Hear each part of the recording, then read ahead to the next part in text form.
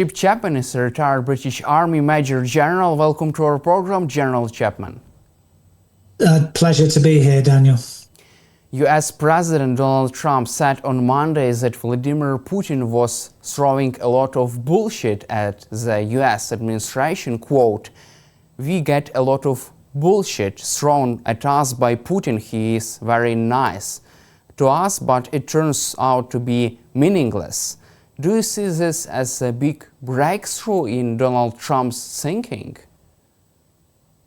I think it's always difficult to see if you've got a complete break in Donald Trump's thinking. What is predictable is his unpredictability. You can't necessarily see a linear progression in how he does things. If we go back to what I think we were discussing many months ago, there was really three parts to this, how he might react. And what we hope is that he's on the right-hand part. The left-hand part was, of course, this notion that Trump believes in a humanitarian peace. And by that, he means he doesn't think in terms of winning or losing. He thinks in terms of stopping the killing. Of course, the problem with that is it potentially rewarded the aggressor. And that was probably what we had 3, 4, 5 months ago with this notion that Ukraine had no cards. Of course, that's changed a lot since.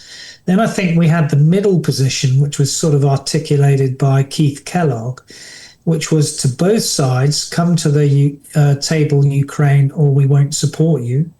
And at the same time, come to the table, Russia, or we'll support Ukraine with everything. At that time, particularly prior to Istanbul in June, I don't think we were sure how the table stacked up in terms of whether it had been cut in half, and America had sort of rather aligned itself slightly with Russia. And then we were approaching somewhere near the right-hand part of this, where if you go back to the Helsinki Commission, which is the part of the Senate which deals with the Russia strategy, when the chairman of that said in September 24 that eventually Trump would see that Russia is just tapping him along, the phrase which Trump has used in the last few weeks, and that when he realizes that, and that Putin is not an honest broker, that he will do everything in his power to support Ukraine.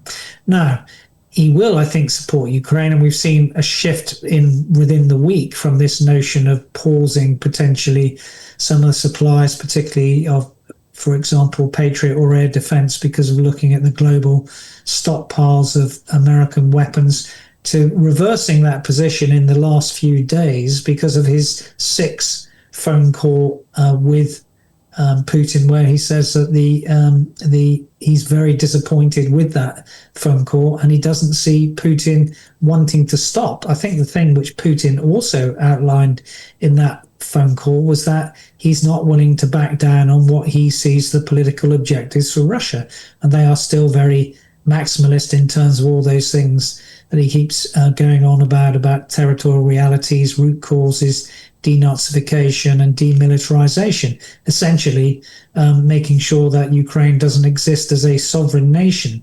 So we're getting to the point where what we expected in terms of the pressure strategy on Russia may be beginning to ramp up to a greater degree, and long may that continue for the future. But at the moment, neither side, either Ukraine or Russia, because of the caveats that we've had on support at the moment, seems to have much of an incentive to stop the fighting. So we're no closer to a ceasefire or a negotiated end to the war at the moment in mid-2025.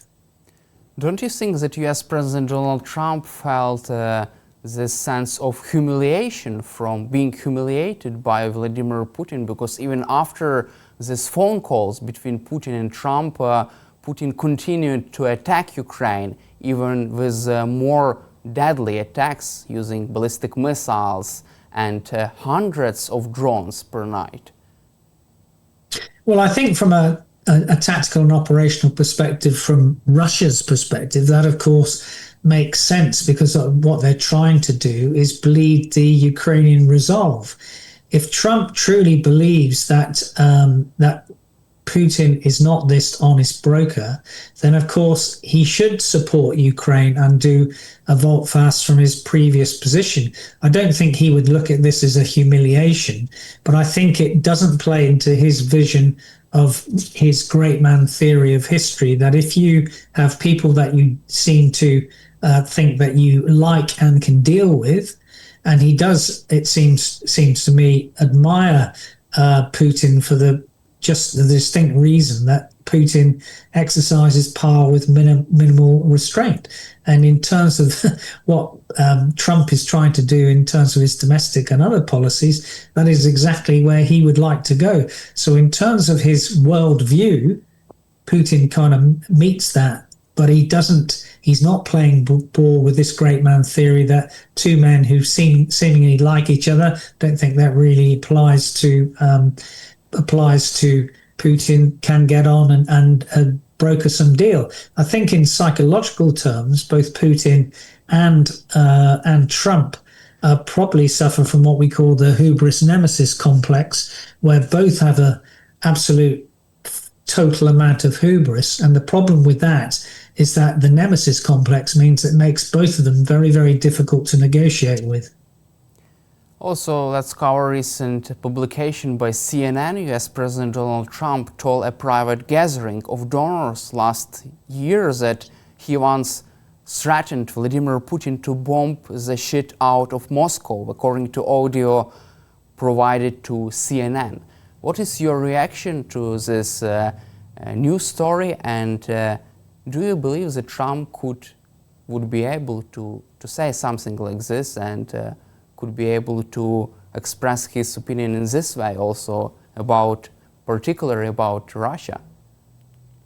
Well, I think, again, this comes in slightly to what I said previously about the one thing about Trump is the predictability about Trump is his unpredictability. And I think you have to separate two things here.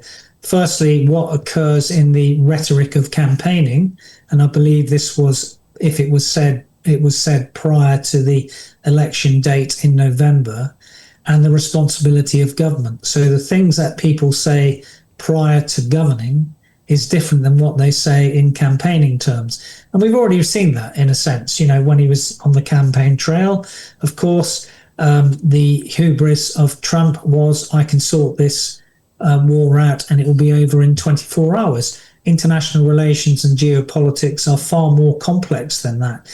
And I think this doesn't really play into the pressure strategy and information ops, because CNN are not necessarily someone which would be favorable to Trump. So it's not a part of that ladder of escalation, I don't think, potentially in linear terms. It is, from a Russian perspective, it just shows that potential unpredictability. I don't think it's been leaked for any particular information operations perspective to try and put pressure on Russia at the same time as Trump seems to have said that he's now going to support Ukraine with the weapons, which may have been paused last week. So I think there's a bit of a rider to be put on that. Neither do I think that in reality the US itself will bomb Moscow. What the US will do is, I don't like this notion that some people in the West and other commentators say about this being a proxy war. It is not a proxy war. It is a war when the Western nations are supporting Ukraine to ensure that its sovereignty is maintained. But I don't think you will see direct involvement of the Western stations or Western nations in terms of any of that stuff, in terms of doing third-party operations in the way that, for example, America did that in Iran to supplement the Israeli operations. I don't see that we're in that part of any ladder of escalation at the moment at all. You just mentioned about Iran. Don't you think that after this success, US success in Iran, because Trump has broken this ceasefire deal between Iran and Israel and has attacked, at least tried to completely destroy Iranian nuclear program, don't you think that this kind of success could lead Donald Trump to at least consider military options in in Ukraine? And don't you think that this could become a game changer and this could give Trump another leverage over Vladimir Putin? I don't really think so. I think if you go back to the policy position on both countries, it's always been slightly different. So, for example, when I worked in Central Command, 10, 15 years ago, it was always the American policy position, even under Obama, that, and this was stated by Obama, that Iran with a nuclear weapon is unacceptable. That has always been the position, and Donald Trump took military action to ensure that supplemented that policy position. It's never been the U.S. policy position that they will go to war with Iran with Russia.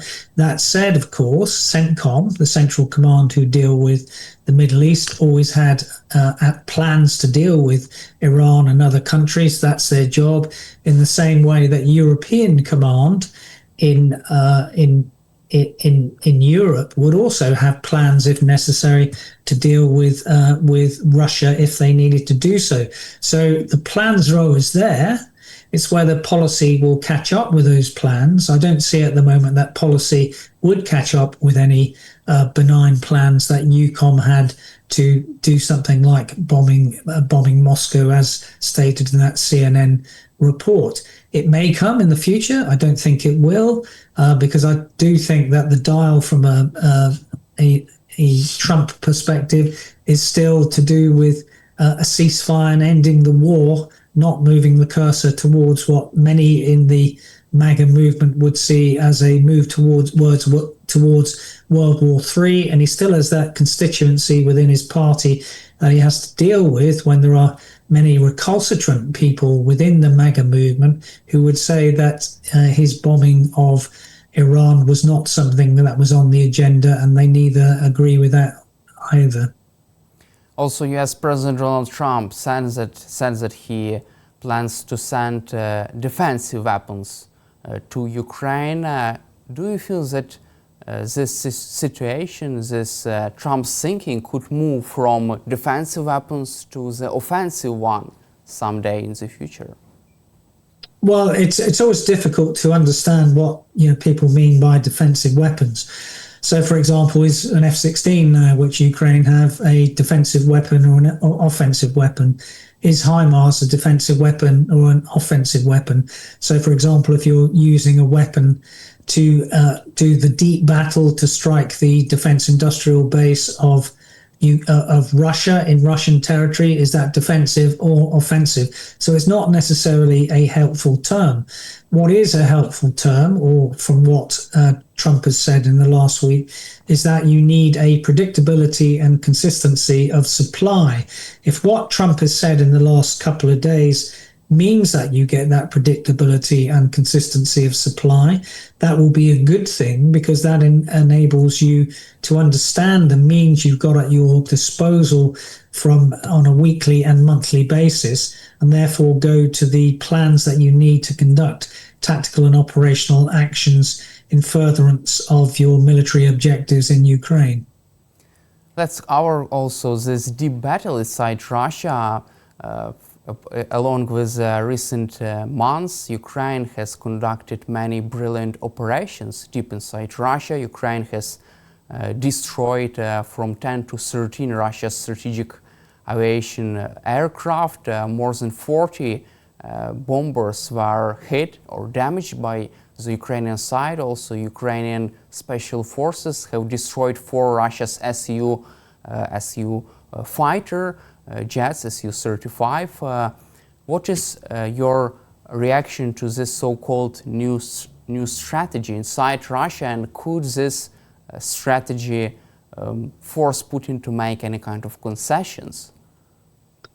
Well, that, of course, is the $60,000 question in terms of how you stop the war. You stop the war for one of 3 reasons, as we've said previously: either because of decisive military victory, that looks improbable from both sides, or because of the improbability of military victory. That looks the case at the moment, but that's not the way that Putin sees it, because he still sees his theory of victory as the West tiring of the war, and therefore he'll be able to achieve his political objectives, or because of unacceptable costs. Now, what Ukraine is trying to do with the deep battle, and that's what will be key if Trump gives additional supplies, is to make those unacceptable costs, either in the military, economic, or political domain, that Russia changes its calculus. When do you get to the point that you bleed Russia's resolve, in the same way that Russia, by its deep battle, particularly in what we've seen in the last few weeks, with always this mix of geography, tempo of their ballistic missile and drone strikes being larger and larger. So both sides really seek to destroy the resolve, because ultimately your total means, what you have to fight with, multiplied by your strength of will, gives you the power of resolve. At the moment, both sides have the resolve to keep fighting, for good reasons from both sides. From Putin's side, because he has laid out quite categorically what his political objectives are, and from Ukraine's side quite categorically, because they refuse to surrender their sovereignty, and neither should you. Therefore, we've still got this huge chasm gap between what both sides seek to achieve and how to get towards that. So I don't see this stopping in the next 1, 2, 3 months. Also, let's cover current situation inside Russia and some interesting developments. Russian Minister Roman Starovoyt has shot himself dead just hours after being fired by Vladimir Putin. It is interesting that he was the governor of the Kursk region until May 2024.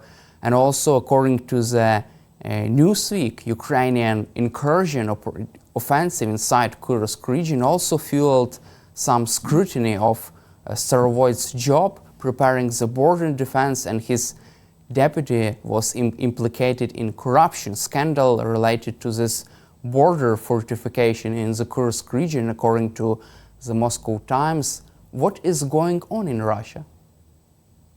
It's a great question, Daniel. So the first thing to look at is each year there's the Transparency International produce a report on corruption in every country in the world. And Russia is one of the most corrupt countries in the world. People often say that Ukraine is corrupt. Of course it is, but it's getting better each year in terms of where it is in the Transparency International Index. And indeed, that's of course why Zelensky was elected, and probably would have been more successful if Russia hadn't have invaded in both 2014 and 2022.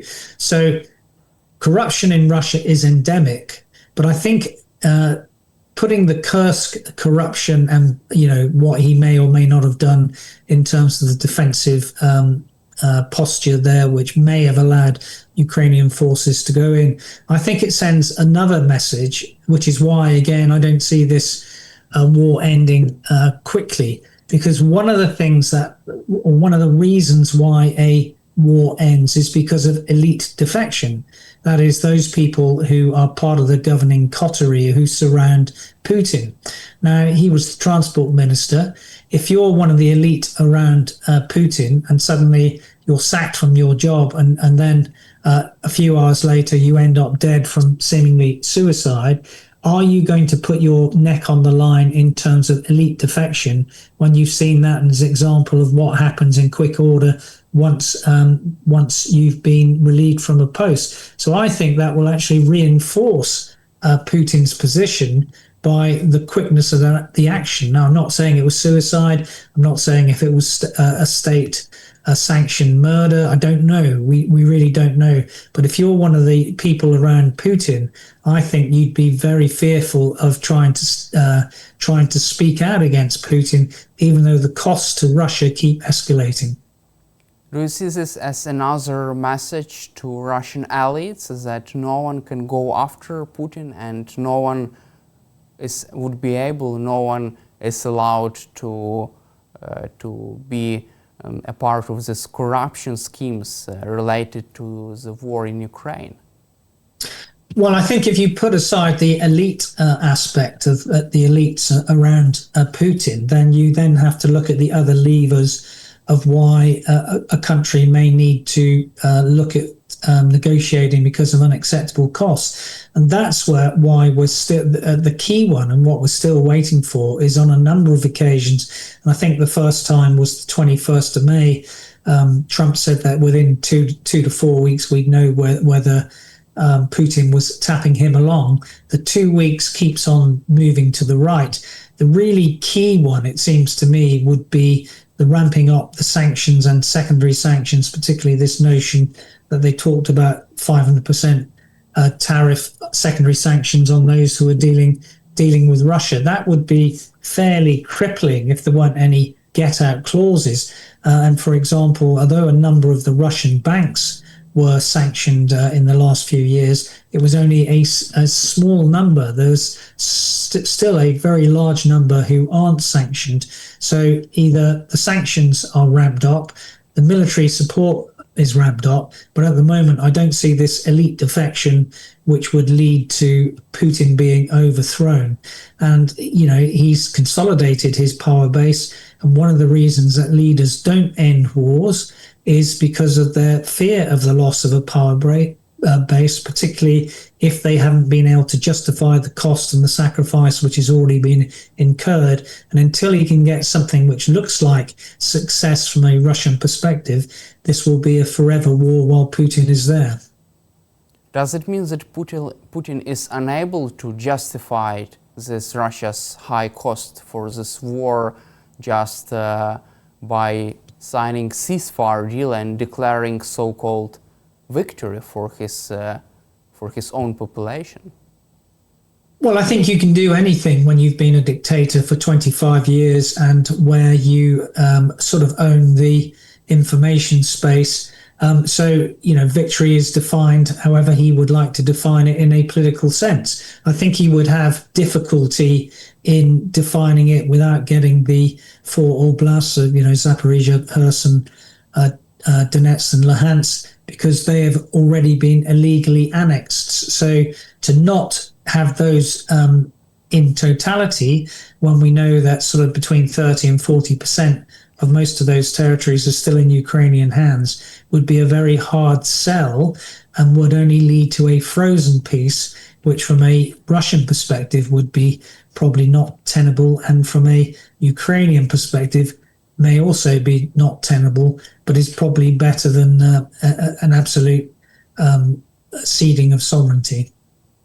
You just mentioned about the current Russia's objectives for this summer and until the end of this year. I would like you to give us your short assessment of this current stage of Russia's war effort. How close are the Russians to capturing the whole 4 Ukrainian regions? Because according to Bloomberg, Putin is confident that they will be able to do so until the end of this year. And also we have another reports from the front lines, and Ukrainian army has successfully recaptured some territory on the east of Ukraine and inside the Sumy region, and also there are some reports that Russian offensive has been slowed down by the Ukrainian forces.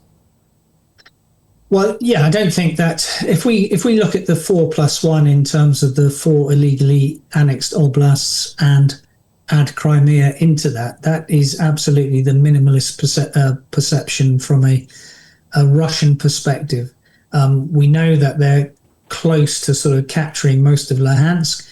Their ability to do that in those other 3 is not very good. In summer, I don't think they'll be able to do that. But again, this is part of their pressure strategy in that we will expand from 4+1, as it were, to 6+1, including Sumy and then maybe Odessa when we've captured Kherson, however improbable that might be. So it's really a pressure strategy from the Russians saying, settle now for something, or you'll settle for nothing. Now, that is going to go nowhere at the moment because it's untenable and it's got no credibility in terms of the mismatch from a Russian perspective of ends, ways and means. That might be their ends, but they haven't got the means to do it, and they haven't got any way at the moment to alter their ways, apart from if a sugar daddy comes from outside to help them.